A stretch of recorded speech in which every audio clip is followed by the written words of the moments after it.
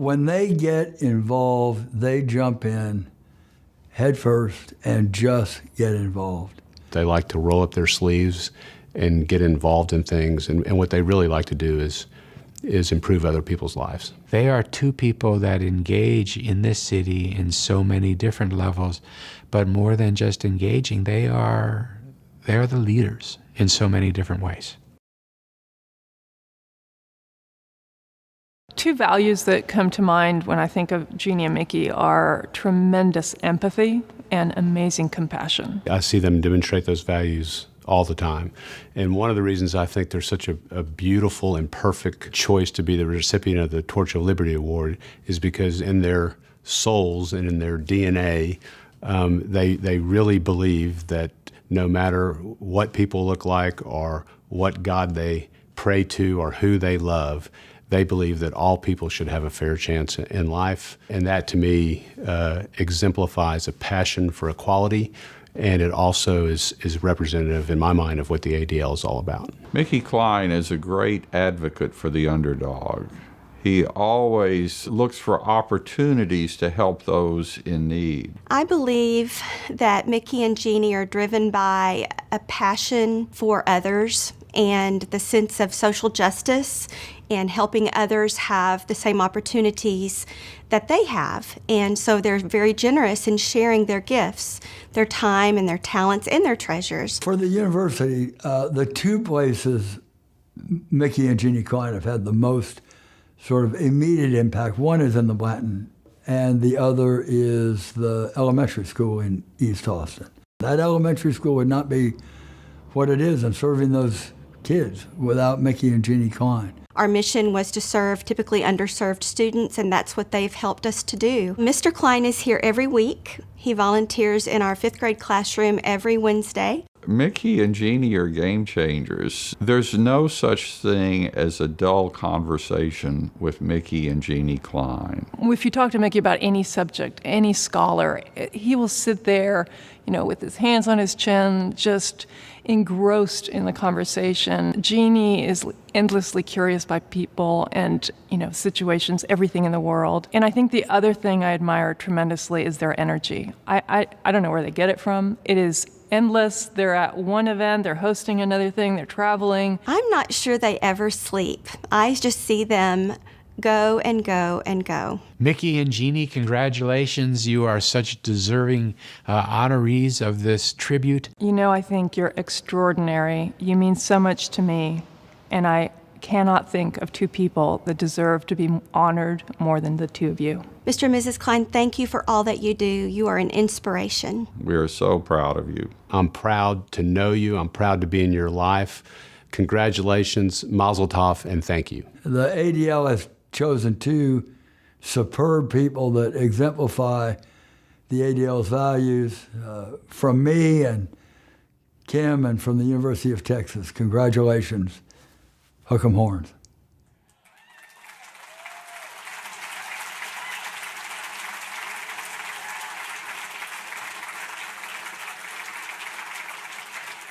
Hello. My name is Renee LaFair. I'm the Regional Director of the ADL Austin, and it is my distinct honor to welcome Jeannie and Mickey.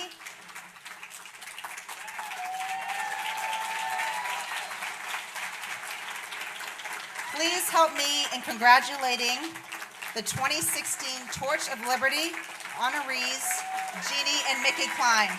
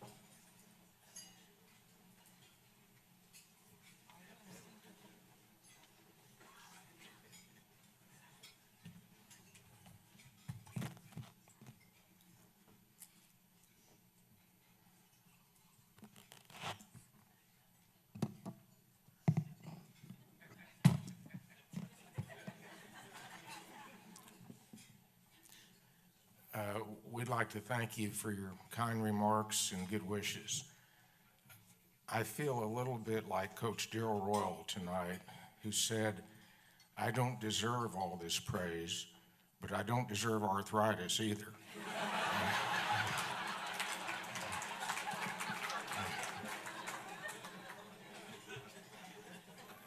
We're delighted to join the Ivesters as honorees this evening. Joe, Jeannie and I recently read your book, The Outskirts of Hope, and we're captivated by it. It is beautifully written, it's powerful, emotional, and inspiring. And I have to tell you, I fell in love with your mother, Aura. And I can see that the apple doesn't fall far from the tree.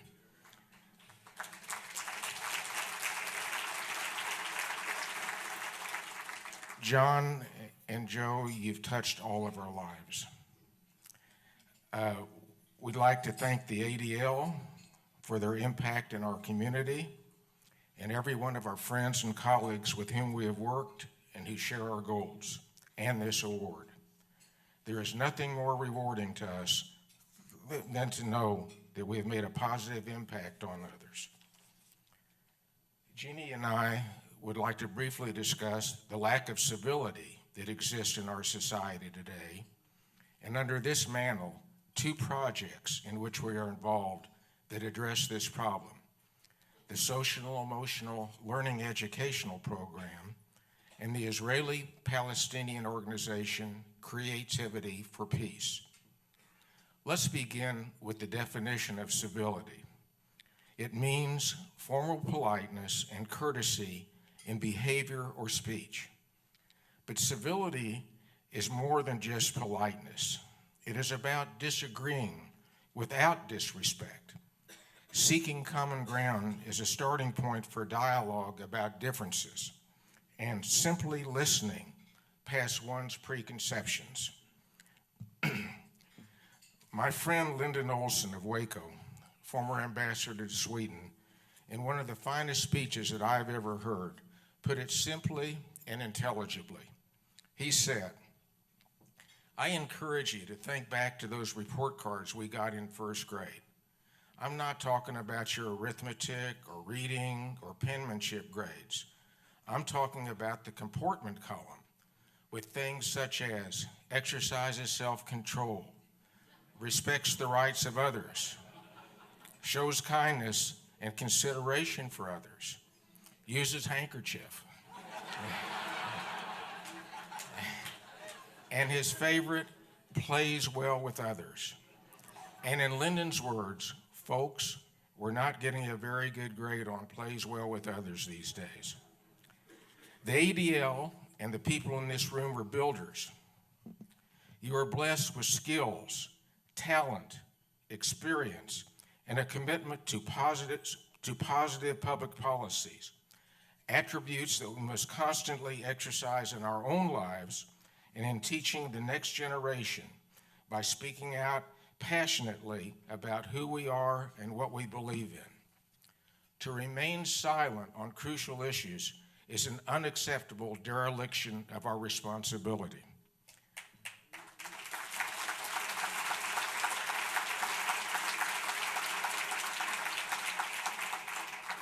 Jeannie has worked fervently to introduce the concept of social and emotional learning in the Austin Public Schools, which reinforces the notion of civility and, simply put, teaches students how to play well with others. Jeannie?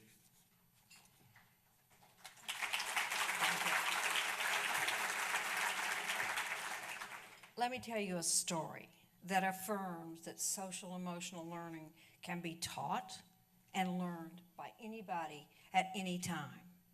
Years ago, there was a flood in Onion Creek. Whole homes were washed away. Families were displaced. During the storm, one couple escaped to the roof of their house as the water was still coming up with their 2 children, 2 young boys. Can you just imagine what was going through their minds, what they were saying in this panic and in this fear? And then one of the small boys said, "Wait, let's do what I learned at school. Let's stop. Let's all take 3 big belly breaths. And let's talk about what options we have."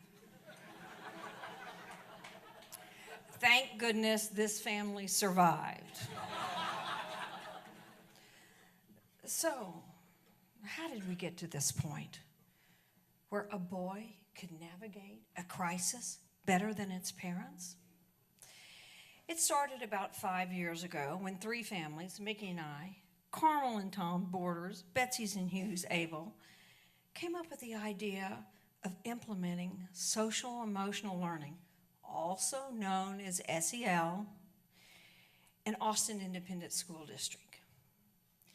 We really believe that it's essential to educate the whole child, intellectually, socially, and emotionally. This is the most powerful way to create respectful, passionate, non-judgmental conversation in our world.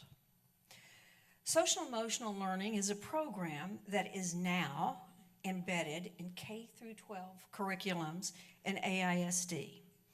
As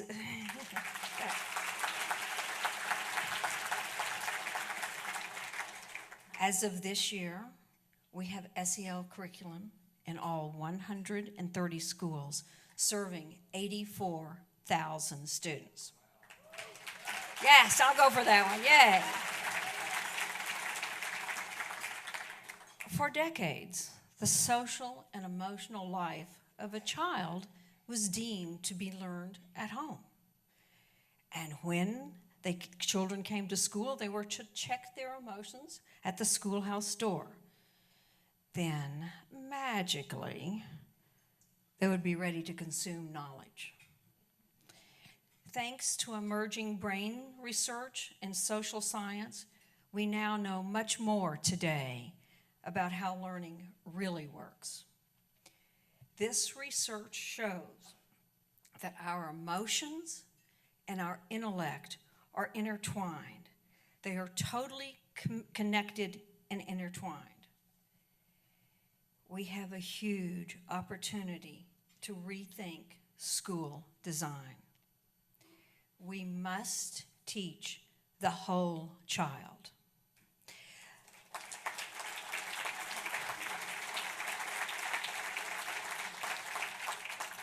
Let me tell you just a few of these skills that we hope these kids will be able to accomplish with SEL curriculum. Develop the capacity to recognize and manage emotions. Set and achieve positive goals. Solve problems effectively. Show empathy for others. Establish and maintain positive relationship with others. Make responsible decisions. These are skills we all need in our own relationships, in our own lives, to build non-judgmental relationships and work effectively in life and in all business situations. An example of this is reflected in numerous conversations we had with business leaders.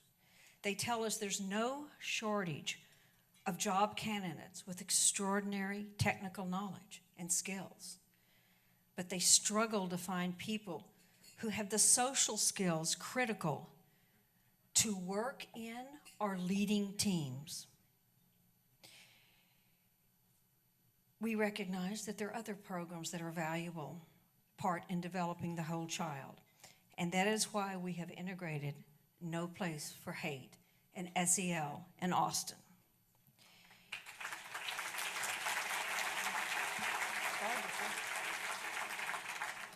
In this part of my speech, I changed it early this morning, which is hard to do on that last day.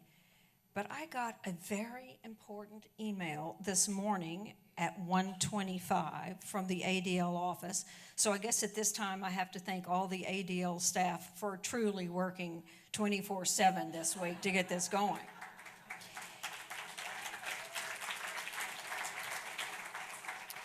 This is a paragraph that was sent to the ADL office from an AISD school, and I would like to read you this paragraph because I think it's so meaningful coming from the voice of a teacher. Students and teachers have reported feeling more like a family. Our staff and our student body is closer than ever, and there are feelings of pride and excitement as you walk in the halls of our schools. Some of the fifth graders have reported having new friends and talking to more of their peers in their classroom, not just those peers who were previously in their cliques.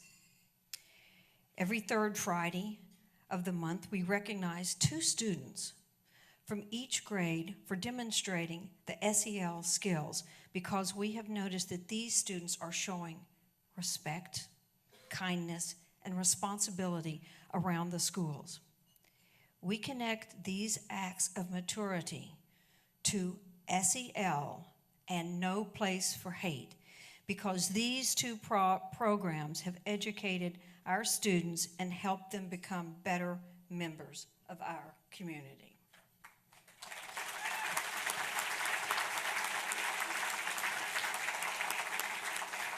He hadn't heard that. You're smiling because you haven't heard that before. The Austin Independent School District is very proud, and so are we, that their No Place for Hate district is the largest in the nation.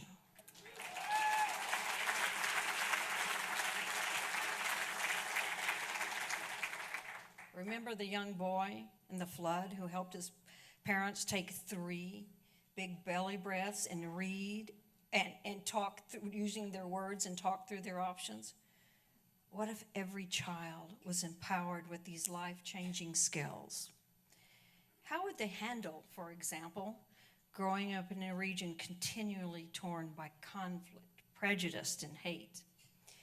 Mickey and I got to experience 4 20-something young women from Palestine and Israel who didn't realize that compassionate dialogue could quite literally remove hate from their enemies.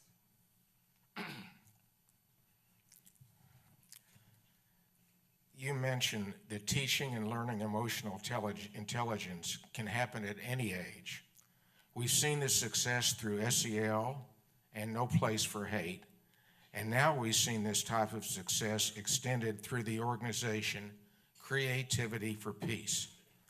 This group embodies many of ADL's values and teaches young Israeli and Palestinian women, high school age and older, to break down barriers of anger and prejudice, facilitate friendships, and inspire action to promote peace. 2 years ago, we were in the audience in Santa Fe at a benefit for Creativity for Peace, which was holding its 3-week summer camp there. On stage were 2 Palestinian and 2 Israeli women, ages 21 through 24, who were former campers and who are now youth leaders. Joining them were 8 Palestinian and 8 Israeli high school girls who were all campers, all seeking a new and peaceful path to the future. One of the Palestinian youth leaders talked of recently losing 8 of her friends in Gaza and having 2 of her uncles killed by Israeli soldiers. She concluded by saying she still believed that there can be peace, at which time she was lovingly embraced by all of the girls. Then an Israeli youth leader who lived in a village near Gaza spoke about the terror of going to air raid shelters daily as sirens went off, warning of incoming rockets, which then followed. Again, all of the girls embraced her in an emotional show of love. Let me paint this picture for you. We're talking about Israeli and Palestinian women putting aside their differences to support one another. As I listened to these stories, I couldn't contain my tears. I felt their pain, and yet I shed tears of joy for the compassion and beautiful healing witnessed on stage in front of us. But the path that led these women to where they are today started in a very different and dark place. Here is a powerful and disturbing truth. One of the girls shared later that when she arrived at the camp, she had considered how to murder her roommate because of the long-held hatred between the two governments. She added, if it wasn't for creativity for peace, she might well have become a terrorist. I had to understand how this transformation from that moment of hate and distrust turned into the beautiful understanding and friendship these women have today. So I had conversations with them personally and through email and with the director of the program. Here is what I learned. The young Israeli and Palestinian women had shared a room during camp and engaged in a process that involved dialogue sessions in the mornings and experiential activities the rest of the day. They worked with one another on art projects, physical challenges such as a ropes course, cultural exchanges, daily chores, and just hanging out. Both during camp and the months that after they had returned home, the women continued learning through various creativity for peace programs. They realized that both sides had suffered great losses and that demonizing the other is the problem, not the solution. They learned to speak from personal experience, coming from their heart, not their head. The women practiced active listening with an open mind. Instead of debating or planning the rebuttal, they sincerely listened to what the other is communicating. By creating a safe environment for each other to speak candidly, they recognized that each person's voice matters. These women healed deep wounds by expressing their deepest feelings with their perceived adversaries. They speak using I and only from personal experiences. As the Palestinian and Israeli women discovered, they have more in common than differences in music, food, ethics, traditions, and love of family. They found hope despite a lifetime of setbacks. And perhaps most importantly, they learned how to laugh with one another. The societal stigma around peacemaking was noted by each participant. People on both sides can construe peace to sound weak, naive, idealistic, unpatriotic, and even dangerous. These young leaders are effectively and courageously telling their stories. They are demanding that the violence stops in both directions.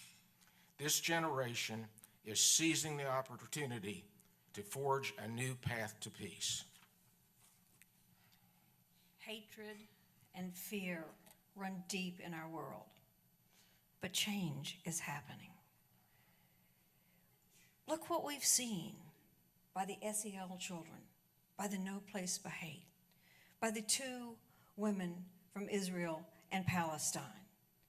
What we've seen is that compassionate dialogue breeds civility and leads to less violence. As one of the youth leaders said, it's easier to love than to hate. Mickey and I are humbled and grateful to be here with you tonight. Thank you so much for this meaningful award. Thank you.